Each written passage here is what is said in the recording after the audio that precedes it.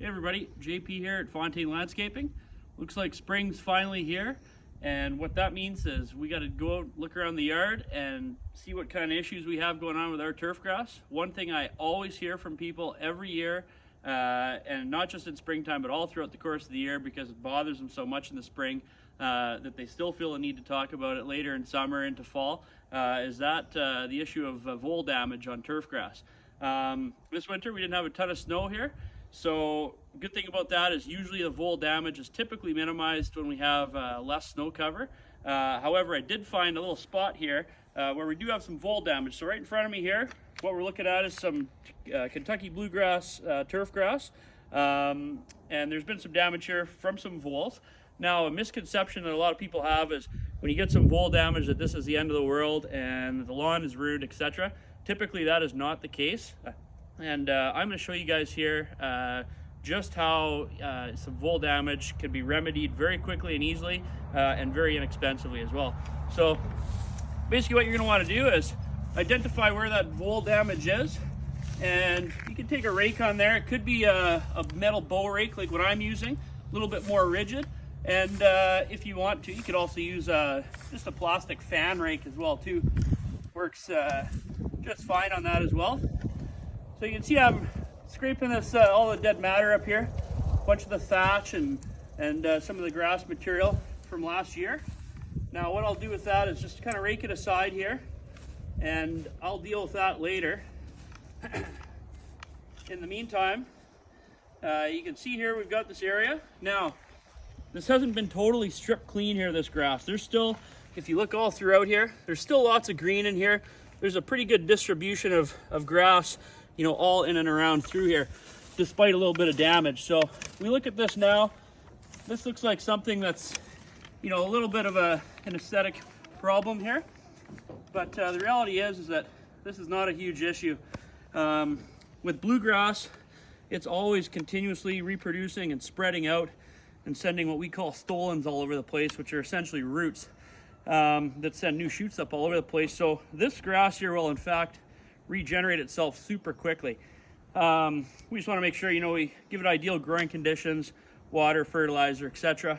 And then of course some nice spring heat there will help out too.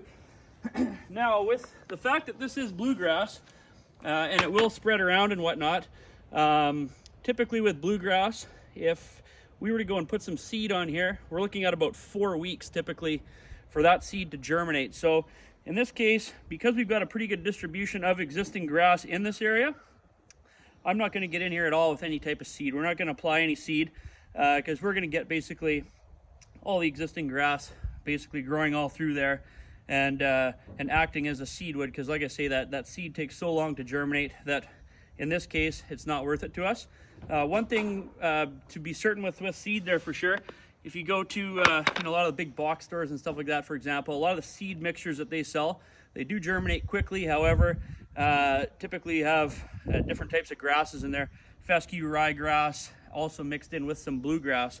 In this case here, we're dealing with a stand of 100% bluegrass, and we want to keep it that way, so we're not going to bring in any of those other varieties there either. So what I've got here now is I've got a mixture. It's about 75% sand, and then the other 25% is comprised primarily of some manure, topsoil, peat, and some compost. So with that, I've got a nice material here that's nice and uniform. It's easy to work with. It's going to spread really well through this area.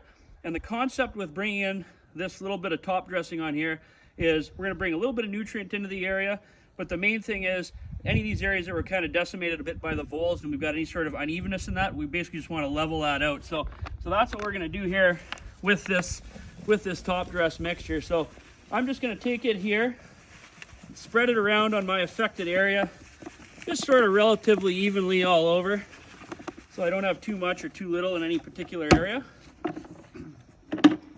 And then I'm just going to take my rake here, go on the back side of the rake, get the top of my bow rake on there, and I'm going to spread that out, make sure I got a nice even distribution throughout this area. It's sort of similar to when you go golfing and on the tees they have a tee mix box, which basically is a similar type soil mix to this that they want the golfers to take and spread in through their divots there after they take a shot. And so yeah, basically get that all spread out like that.